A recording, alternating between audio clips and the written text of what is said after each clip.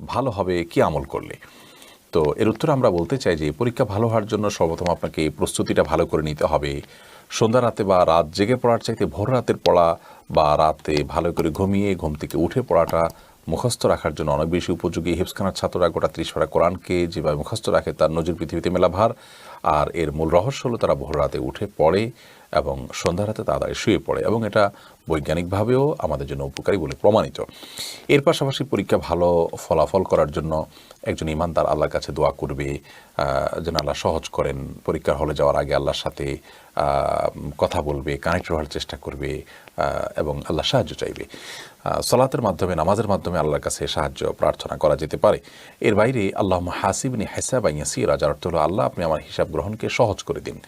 এই দোয়াটি পাঠ করা যেতে পারে, যদিও এই দোয়াটি পরীক্ষায় ভালো ফলাফল করার জন্য হাদিস বর্ণিত কোনো দোয়া নয়।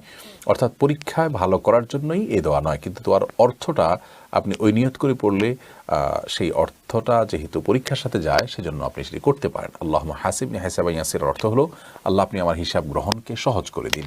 মূলত এখানে উদ্দেশ্য হলো আখিরাতে হিসাব গ্রহণ সহজ। তো যে কোনো হিসাব গ্রহণ বা যে কোনো পরীক্ষা এর মুখোমুখি হলে আমরা আল্লাহর কাছে সেটি সহজ হওয়ার জন্য সাধারণভাবে দোয়া করতে পারি। এর পাশাপাশি পরীক্ষা ভালো ফলাফল করার জন্য আল্লাহর প্রতি আস্থা এবং ভরসা, তাওয়াক্কুল রাখাটা অনেক গুরুত্বপূর্ণ একটি আমল। কারণ আমরা জানি যে অনেক পরীক্ষার্থী তারা ভালো পড়াশোনা করে প্রস্তুতি নেওয়ার পরও পরীক্ষা ভালো করতে পারেন না, কারণ তারা নার্ভাস হয়ে যান। নার্ভাস হয়ে যাওয়ার ফলে তারা অনেকটা গুলিয়ে ফেলেন। ইমানদারের জন্য নার্ভাস হওয়ার কোনো সুযোগ নেই। ইমানদার সর্বাবস্থা আল্লাহর প্রতি আস্থা এবং ভরসা রাখবে, আল্লাহর প্রতি তাওয়াক্কুল করবে।